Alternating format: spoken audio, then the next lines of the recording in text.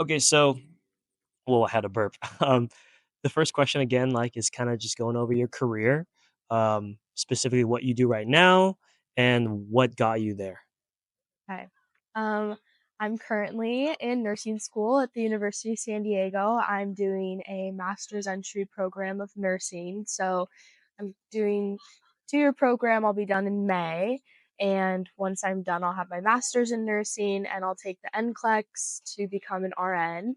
I did get my bachelor's before from Loyola Marymount University. Um, I got my bachelor's in health and human sciences.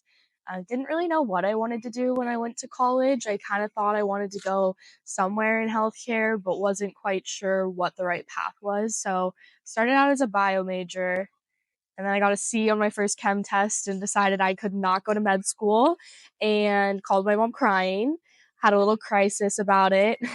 um, and then kind of went back and forth between PA and nursing school, and ultimately, I just decided that nursing was the best route for me because I like having that like close interaction with patients and being able to be like more involved with their care versus how a doctor or PA is a little bit more removed. So just kind of finding what the right fit was for me. And I'm a pretty sociable person. I like talking to people and like being right with the people. So it just kind of made sense to go into nursing. Nice. So when you were choosing kind of your school, what helped you kind of decide for for nursing? for nursing. So I got into Johns Hopkins University on the East Coast, which is one of the best nursing schools in the country, which is a really big like honor. And honestly, I just thought I was going to go there, but I decided I didn't want to go to the East Coast and didn't want to deal with the winters. So USD is one of the best programs for this master's entry program that I'm in. It's one of the best programs in California. So I almost went to USD for undergrad, and this was kind of a like full circle moment that I got to do both. I got to go to LMU and USD. So some of the biggest things for me were clinical hour location, so where I would be doing my clinicals, the classes offered. I did look at bachelor's of nursing programs too, but decided that if I was going to go back to school, I wanted to get a master's. Um, and yeah, so pretty much location was the biggest thing for me at the end of the day because they're all pretty expensive programs. So cost was like basically the same. Um, yeah, hours, location, and just I wanted to stay in California. Do you think that kind of your career path now and like where you're going to work at would have changed if you had gone to John Hopkins? I think it would have been really interesting. So I figured if I went to Johns Hopkins, I was gonna stay in Maryland. Or wait, I have to throw that over. Big John Hopkins fan. No, it's in Maryland, but I went to say what I was gonna say is I thought that if I went to Johns Hopkins, I would go to the East Coast in Maryland for 2 years and then I would come back to California right after. And so I really was like, okay, it would just be 2 years that I'd be on the East Coast and I'm gonna come right back. But as I've gone through this program in San Diego, I've really started to feel like I could see myself staying in San Diego just because it's where I've done all of my hours and I've made connections. So I think if I stayed on the East Coast for school, then I would end up staying there after because I think the same thing would have happened. Um, and I think that would be really scary for me because I love California and I want to be close to my family and I don't want to live on the East Coast. I think it would have been fun for a little bit, but I think it would have ended with me staying on the East Coast, which is not what I ultimately wanted to do. So yeah. Nice. So going into nursing school, Specifically looking at your undergrad, what kind of classes do you think are essential for nursing school and were really key in your eventual decision to go to nursing school? So for a master's of nursing, you're basically doing all the prereqs of like a bachelor's of nursing in undergrad. So like your bio, your chem, anatomy, physiology, um, microbio. So you're doing all of those like in undergrad versus doing them as part of the program. So I got all those out of the way because I knew I needed to take them. And then the other classes that I had to take for my program were sociology, a speech or writing class. I had to take a couple psychology classes. So it's really important to just kind of like have the feelers out to see what programs are requiring. So each school's a little bit different, and I think it makes it a little difficult sometimes. But if you really stay on top of it and know what you want to do in the long run, it'll benefit you to look and kind of see what classes you need. So something that you and I have talked about when it comes to transferring your credits. What was the situation, if you know what I'm talking about? Yeah. Yeah. So, Josh and I talked about how one of my classes I had an issue with was my microbiology class. So, nursing schools require you to take a microbiology course, and I took medical microbiology, which For is literally undergrad. for undergrad. Yeah. Yeah, literally the same thing. It's just says medical in front of it, and for some of the case studies we talked about, And like this is a big deal because your undergrad is different than your grad school. yeah. Yeah. So at LMU, they call my major took medical microbiology, and it's literally the same as other microbiology courses. It just says medical in front, and the case studies were sometimes like patient related rather than like just the bacteria on the petri dish or whatever. Um, and so I had to go back, even though I took this my sophomore year.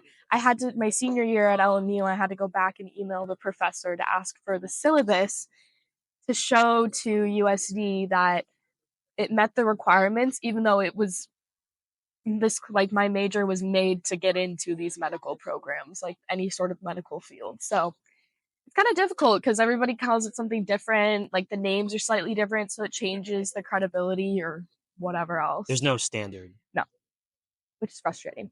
Yeah. And how long did that take you? The whole application process, or Yeah. just Just the application process, yeah. including kind of that aspect too. So I was luckily on top of it, knowing that I wanted to go to nursing school. So I worked to get those classes done ahead of time. But if I hadn't, I mean, it would have taken me another couple semesters to get everything done by the time I finished my undergrad degree if I hadn't been on top of it. But the application process, it starts in like October, November, and then you find out if you're accepted like February, March. But I started working on applications probably the spring before I was applying. So it's a long process and a lot to do on top of being in school as well. And why ER? Oh, I like how fast paced it is, which is kind of funny. My mom and I recently talked about how growing up as a swimmer, you have no time for yourself and you're always doing something. It's like one thing onto the next.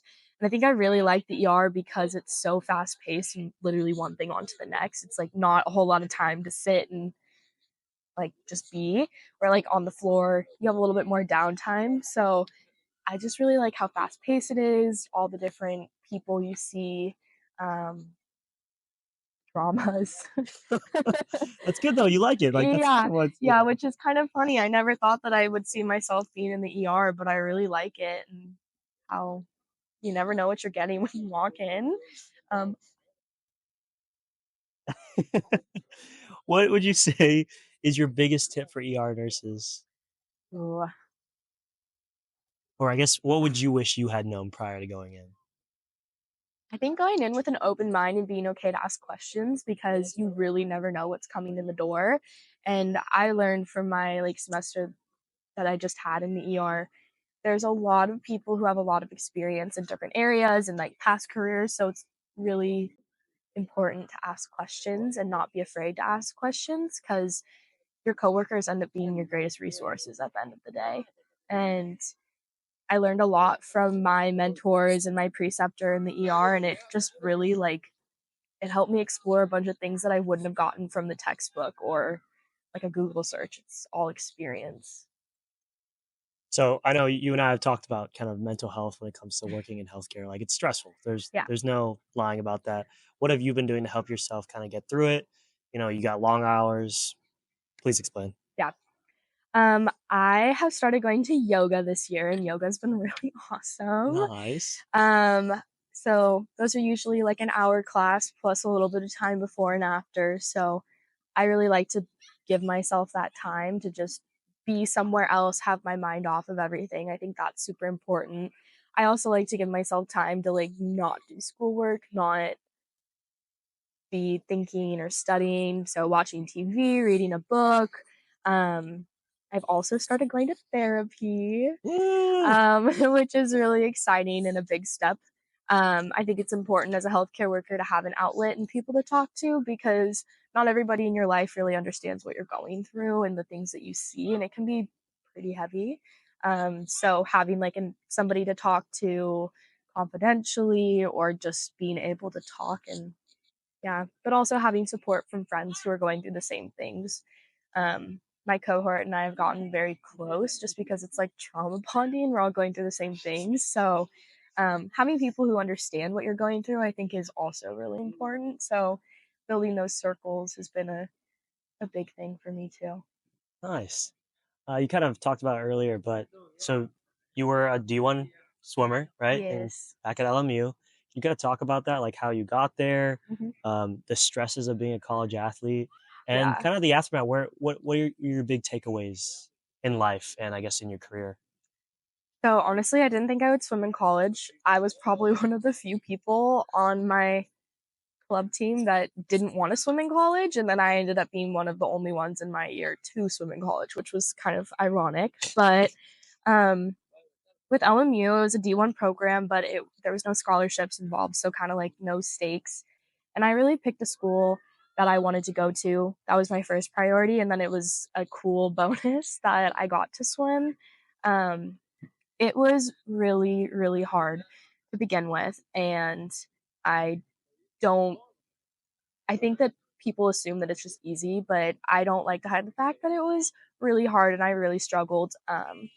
My first semester, my mom pretty much didn't think that I was going to make it and that I was going to drop out because I was really struggling.